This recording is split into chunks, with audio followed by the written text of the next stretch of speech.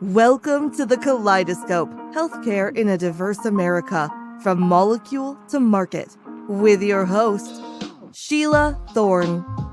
Each episode highlights healthcare leaders and patients of color to discuss culturally, linguistically appropriate strategies and services. You can find this show on all major platforms, including YouTube, LinkedIn, Apple Podcasts, Spotify, and on our website, SheilaThorne.com. Now here's the host of the Kaleidoscope, Sheila Thorne. Hello. If you're in healthcare, you undoubtedly have been talking a lot about health equity. That's the phenomenon that healthcare professionals are now struggling with it, which means that everyone should have the opportunity to achieve their optimal health. Is that elusive? Is that aspirational? Or is it real?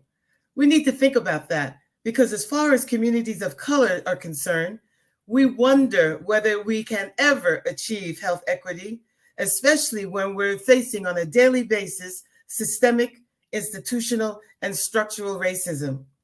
In my opinion, we have clearly jumped over health disparities. In 2000, the government agenda was to eliminate racial and ethnic disparities. In 2010, it was to reduce racial and ethnic disparities. And in 2020, Healthcare 2020, it's now justice and equity in healthcare. That's a very different conversation. When you put justice and you put equity together, that speaks to the pervasive and persistent discrimination, prejudice, and racism that people of color experience in this country. We all are familiar with February as Black History Month. We all perhaps understand that Asian Pacific Islander Heritage Month is in May, and then there's Hispanic Heritage Month in September. But very few are even aware that we have a month dedicated to Native Americans, Alaska Natives, and indigenous populations. And unfortunately, because we don't know that this month exists, or the majority that I speak to don't know it exists, we know very little about Native American culture. November is Native American Heritage Month, and it's a time when we want to pause and we want to think about and celebrate the history, the culture, the tradition of America's real, true Americans. But what about health equity with Native Americans? Why should we be concerned about these indigenous populations who were here long before any of us came on the scene?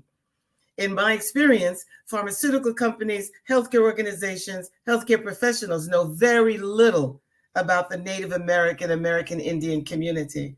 That is why it's my honor to present on Kaleidoscope two people from a tribe right in the neighborhood of New York City who focuses on Native American culture and heritage. I've had the privilege of working in this community. I've worked with one of the leading representatives of the Cherokee tribe. I've worked with leading tribal leaders in the Navajo Nation, and I've had the pleasure over the last 2 years of working with the Shinnecock Nation, the Shinnecock territory, right in Long Island, New York City.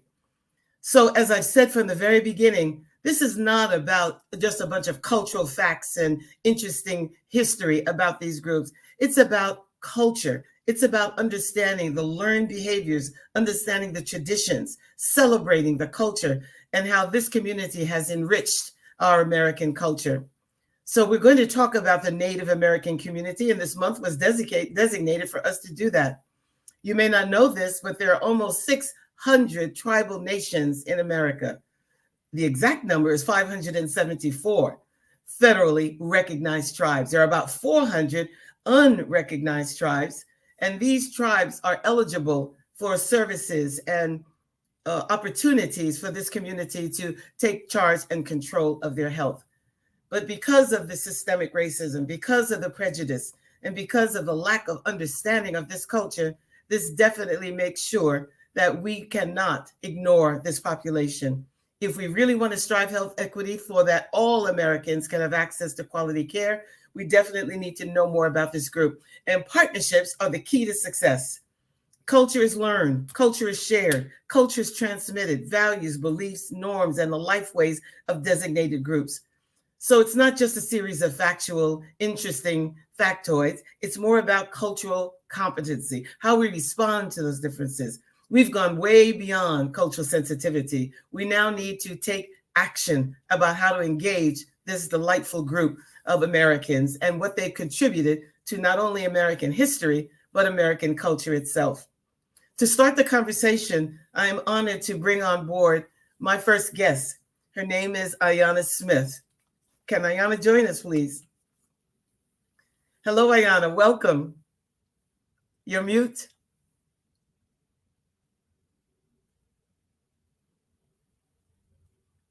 Can you hear us now? We can't hear you.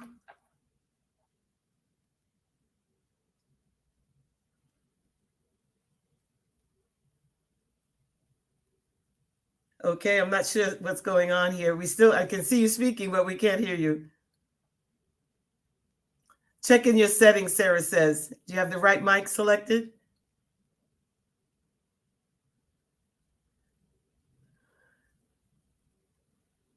Nope, still not coming through. What do you suggest we do, Sarah?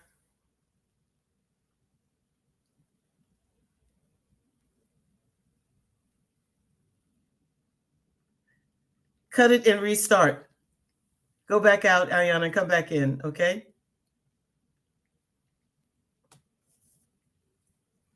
While we're waiting, I'm hoping that many of you who are living in different parts of the United States may know of some tribal nations in your area. They're scattered all over the United States and 47 states contiguous in the United States. So you may not know it, but there may be some tribes in your backyard. And hopefully we can help you to appreciate what they contribute to your nature, your culture, and your neighborhood. This is a group that definitely has suffered tremendously from the moment they stepped foot on U.S. soil in 1609, and unfortunately ravaged by disease, ravaged by poverty, pushed off of their land. All of these things have contributed to the poor health of many in these Native American tribes. And that's what we have to give attention to. But we must understand culture. We must connect with the relationships of key tribal leaders, tribal nurses, physicians as well. There is even an American Association of American Indian Physicians based out of Oklahoma. So there are groups that we can connect with to help us better understand this culture. Well, here's Aiyana again. Are you good now, Aiyana? Okay, can you hear me? Yes, yay, Okay, you can. good, Excellent. good. Thank you so much. Thank you. Let me tell you a little bit about Aiyana. She's a licensed clinical social worker. She's a descendant of extensive line of tribal government leadership and tradition bearers. For the past 15 years, she has definitely focused on the health and wellness of the Native community. And she has been one of the leaders who culturally inform others about Native American culture. She grew up in the Shinnecock Nation, her family, Shinnecock Nation, mother and father. So she's definitely been groomed in terms of tribal behavior. And as a licensed clinical social worker, a specific interest in health. She has facilitated groups. Something about talking circles, which I want her to share with the audience, is one of the ways to engage this population. She's created a healing forest or a community of wholeness and well-being based in the richness of the tribal culture. Welcome, Aiyana, to the Kaleidoscope. Thank you for having me, Sheila. Yes. Let me start with a question for you, Aiyana. Since you are a healthcare professional or healthcare extender, why is Native American Heritage Month important for the country to acknowledge? I think Native American Heritage Month is important because Native Americans are often considered an invisible race, right? We are one of the smallest populations in the country. However, we were here first. And a lot of the reason why our population is so small is due to the historical trauma that has occurred on the soil to eliminate and continuously eliminate our population. When the country acknowledges the tribal peoples, they acknowledge whose land they stand upon, whose land this country was built upon. And there's plenty of people out there that don't want to acknowledge the fact that we still exist and hold claim to that territory. So I think that's one of the reasons why it's important for us to acknowledge Native American History Month, because it brings light and visibility to the population that is here. Well, tell me a little bit more about that trauma as a mental health professional, I know you do a number of work on the reservation with families and youth and mothers. Tell me about that trauma. Sure. So the Shinnecock Nation specifically is what we call early contact population. So our contact with the settlers was early in the 1600s, and the majority of our population was destroyed a lot because we were not we didn't have immunities to the diseases that were brought over. With our bodies being weak, a lot of us perished and then struggled with our health. So our health has been an issue facing tribal peoples since that initial onset. Yes.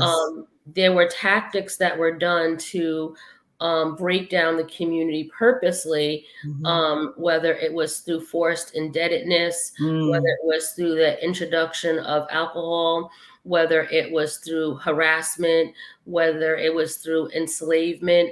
All of these things were tactics that were meant to destroy our population so that we would no longer hold claim to the land. And so that continued throughout the course of history. So that started with us. Those tactics were then perfected and used as a model in the Indian boarding schools. That was it was in the late 17, early 1800s, where the boarding schools were stripping tribes of their ways of living, their culture, their practices, their ways of knowing.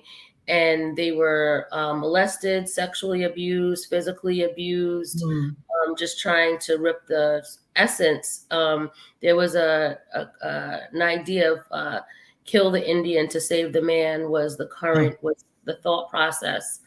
And so, and who was doing this, Aiyana? Who was doing this? You said they perfected these tactics. Oh, so actually, the main person was his name was Platt, and he was a General Platt.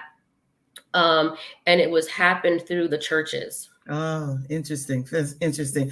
Tell me about some of the unique healthcare issues and concerns by disease, state, or condition. What are some of the things that disproportionately affect Native country? Sure. Well, we recently did a community health assessment in the Shinnecock Nation, and it was interesting that one of the top health concerns was mental health. That scored the highest of concern within our community. But followed by that was really the issue of diabetes, especially as it relates to obesity and weight. And I think that part of that has to do with our inability to have access to healthy foods and our traditional diet. Again, that's also a part of that trauma is we're not having access to the foods that our traditional diet once was that maintained our health. And we know diet is so important as it relates to mental health, diabetes, cancer. We have a lot of cancer in our community as well. And dental issues. Dental issues as well. Well, I know the values of the Native country are very pervasive. In other words, respect for one another, respect for elders, respect for the environment, living simply, being humble, being generous. These are all lifestyle values that I know are very deeply involved in the Native American community. Has that been what has sustained the population, the resilience, the strength, and the fortitude of the group? Yeah, I think our sense of togetherness, there's something that we talk about in our community. The two rules in our community is common sense and compassion, or common sense and courtesy. And as long when things fall apart, as long as we can fall back on that sense of common sense and courtesy, treating each other with respect, being able to support each other when times get difficult has definitely been our strength and resiliency. Wonderful. Is it easy for outsiders to come into Native country or in the Shinnecock tribe? Is it No. easy? Why isn't that easy? We are very protective. You know, we're a sovereign nation, and there's many layers of complexity within our nation. And so you really need to know the gatekeepers. However, that is changing, especially because the highway, the access to our territory been very developed recently, and so there has becoming a greater awareness. I know you're going to have Lance on, who Yes. initiated getting the signs on the highway as an economic development opportunity, and that has brought a lot of light and awareness to the Shinnecock community as well. So that is changing, but access is certainly a process.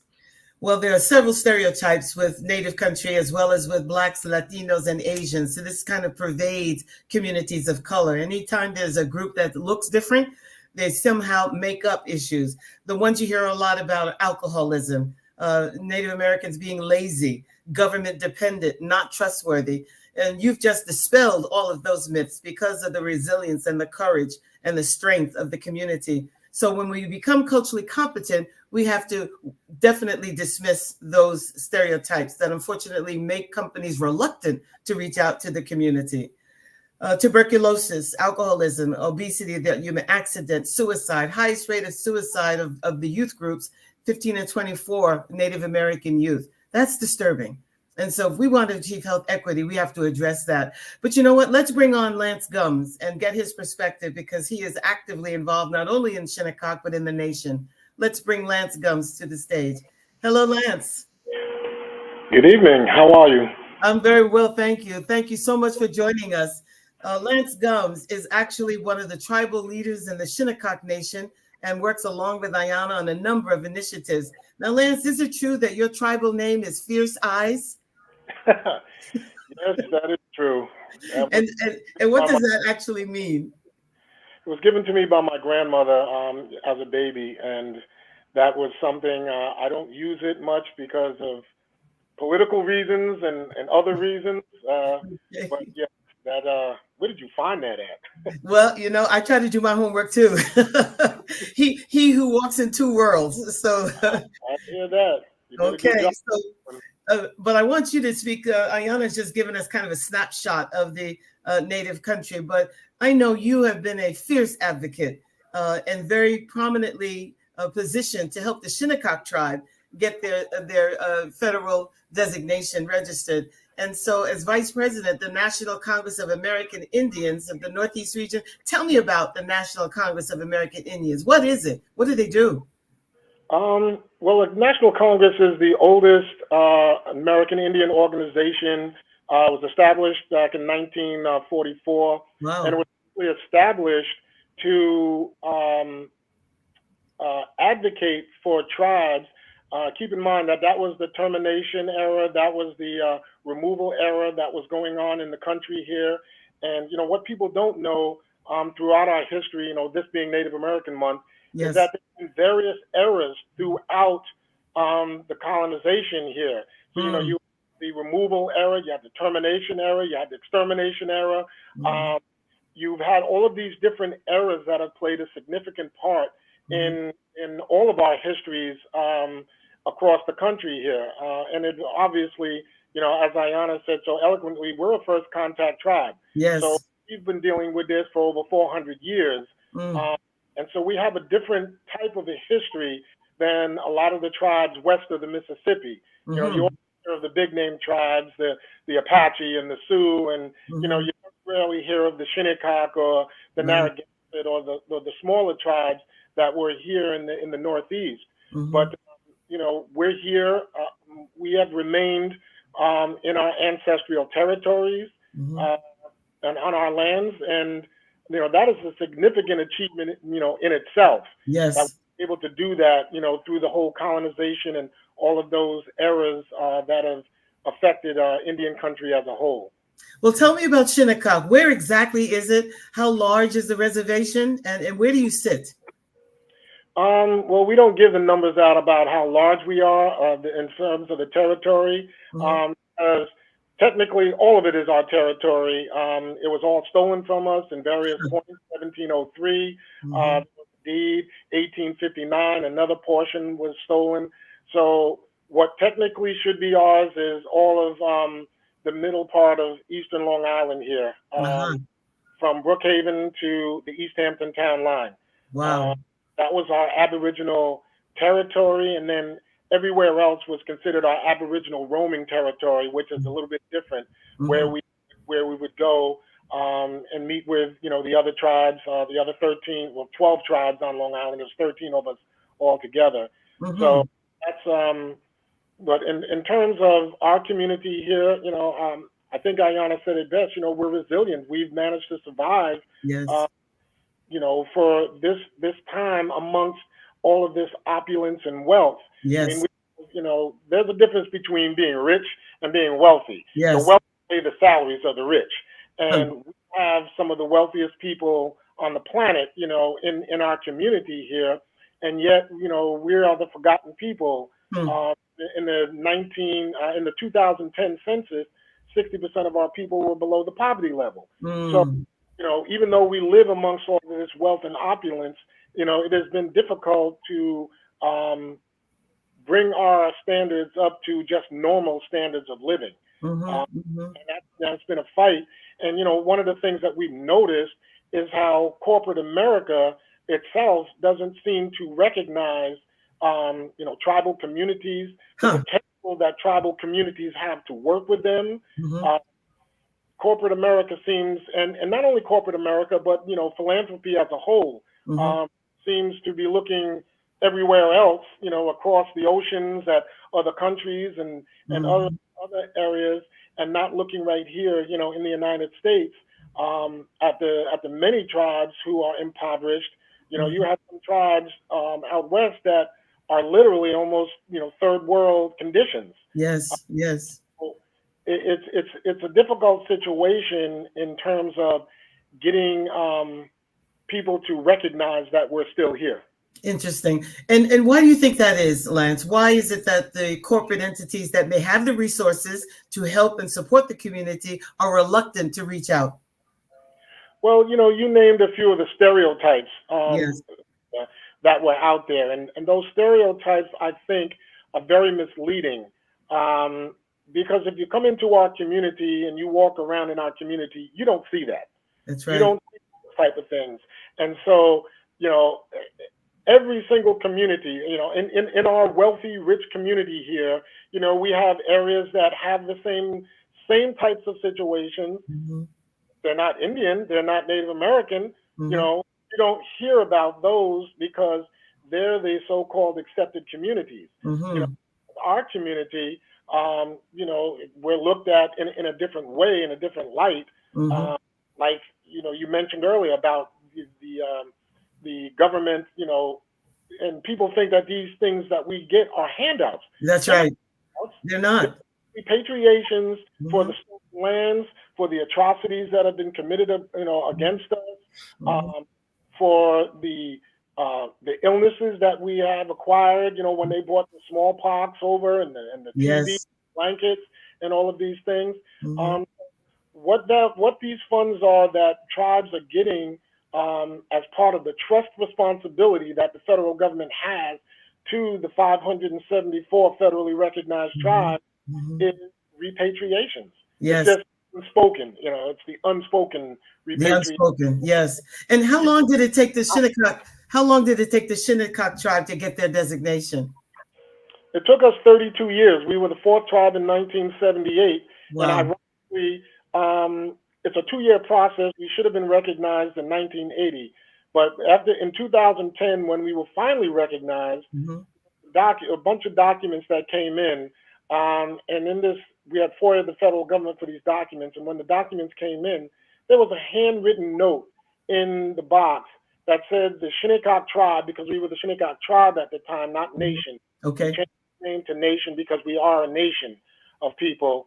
So the Shinnecock tribe is indeed a tribe and should be recognized expeditiously, and that was 1979. My goodness. So we should have been recognized in 1980. And it was their internal memos at the Bureau of Indian Affairs, but people failed to realize that, or don't remember that the BIA, or Bureau of Indian Affairs as it's known now, was once the Department of War against tribes. Wow.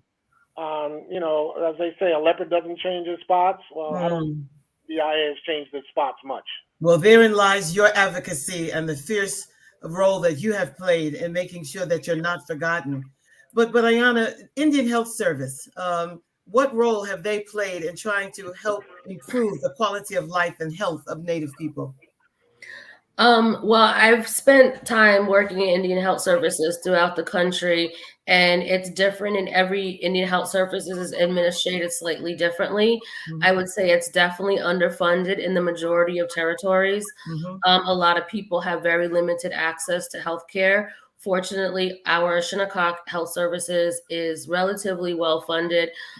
However, it makes it very, because we live in such a wealthy area, it makes it difficult for us to utilize that funding because of the racism and the stigmas. A lot of the medical providers don't want to accept it as a form of payment. So, probably Indian Health Service is the primary healthcare payer for most of tribal communities as well as urban populations as well. But each one is individual and acts differently. So it's hard to kind of it's not like a one universal payer system. Each tribe, each designation administers it slightly differently. Yes, I read someplace that the budget is $5 billion, which sounds like a lot, but that spreads pretty thin when you have 575 of 74 tribes to go to. It should be probably 3 or 4 times that, shouldn't it be, Lance? Absolutely, and that's one of the things we continue to argue with Congress about, is to make it, instead of discretionary funding, which is what has happened a lot, and so you're reliant upon the, like right now, the country is in, this situation where the budget may not pass coming up in a couple of weeks, a week or so.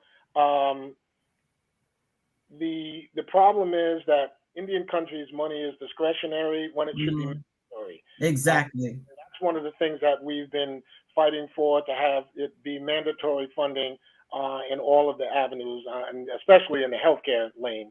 Because, like I said, it's grossly underfunded across the country when you're dealing with 574 tribes. And, you have some tribes that are very small, comparable to tribes that have 400, 500,000 members. So, there's a big difference. Absolutely a big difference. And these are taxpayer dollars, aren't they, Lance, that they're making available, if you will? They are taxpayer dollars that the taxpayers owe us. Okay, there you go. There you go. Now I'm going to get you in your advocacy voice. I hear it coming, Lance. I hear it coming. I know you walk up and down those hills of Congress trying to make these people aware of what's going on. Aiyana, what do you find? Is it welcoming to have corporate entities, whether it's pharmaceutical companies or other entities, come in and support the work that you've been doing for so very long?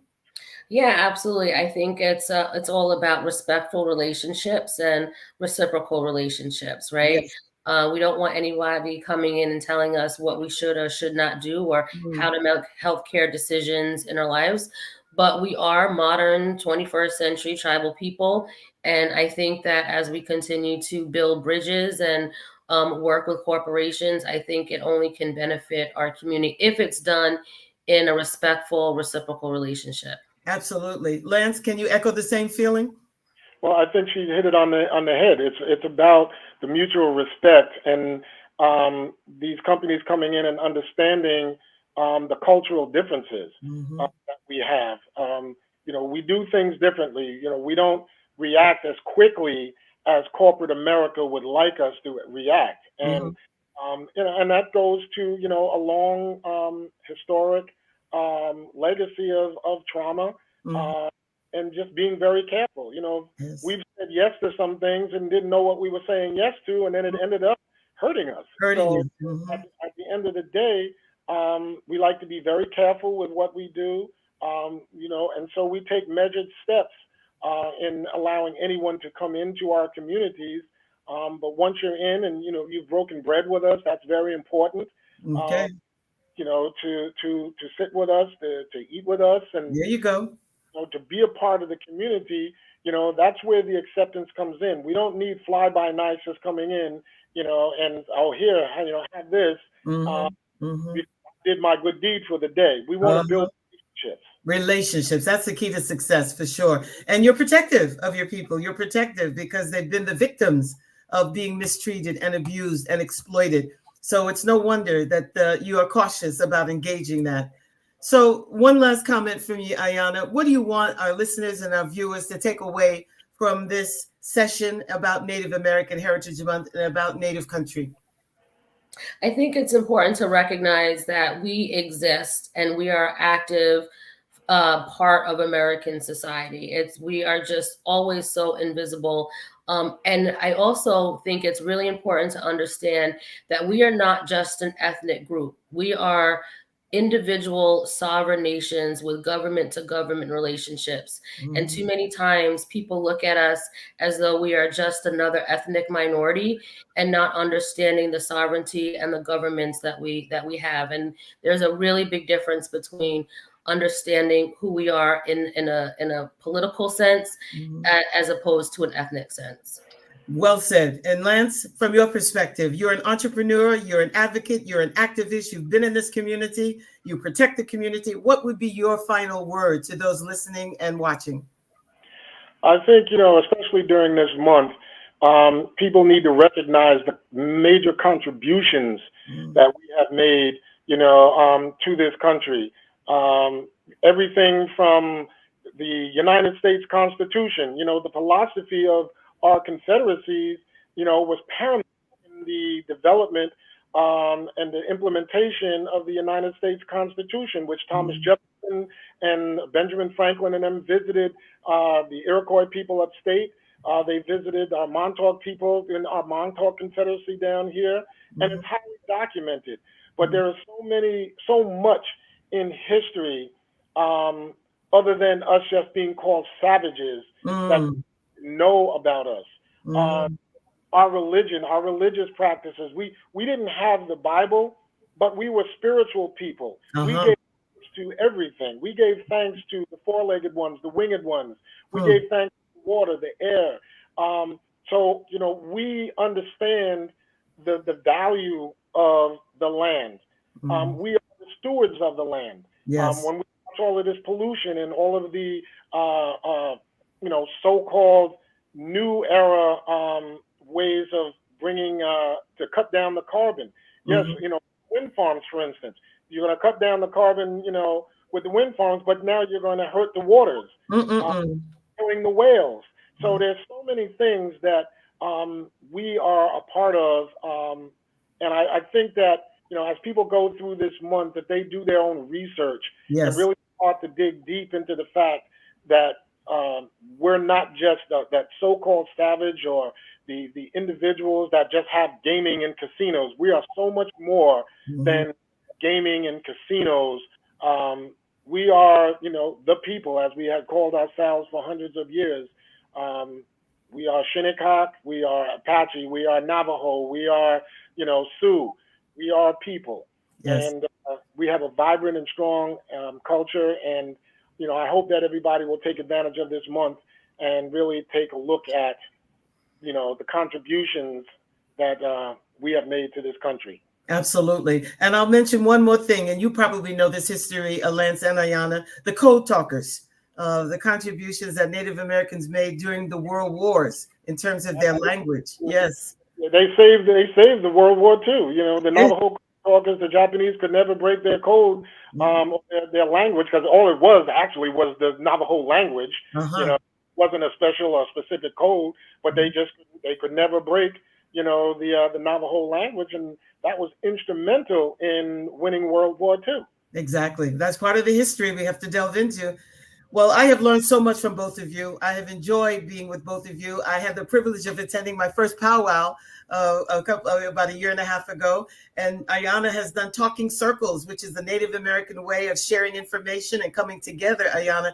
And that's a viable entity to communicate health messages, is it not? Absolutely. Yes, yes. Well, both of you, I've enjoyed being on the res with you. I've enjoyed listening and getting your passion and your feeling.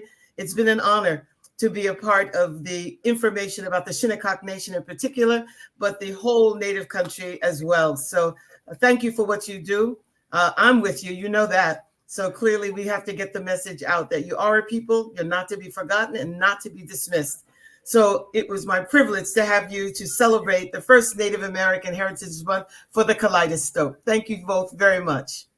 Thank you. Yes. You've been tuning into The Kaleidoscope, Healthcare in a Diverse America from Molecule to Market, with your host, Sheila Thorne. You can find more episodes on all the major platforms, including YouTube, LinkedIn, Apple Podcasts, Spotify, and on our website, SheilaThorne.com. Thank you for your positive reviews, comments, questions, and for sharing this show with others.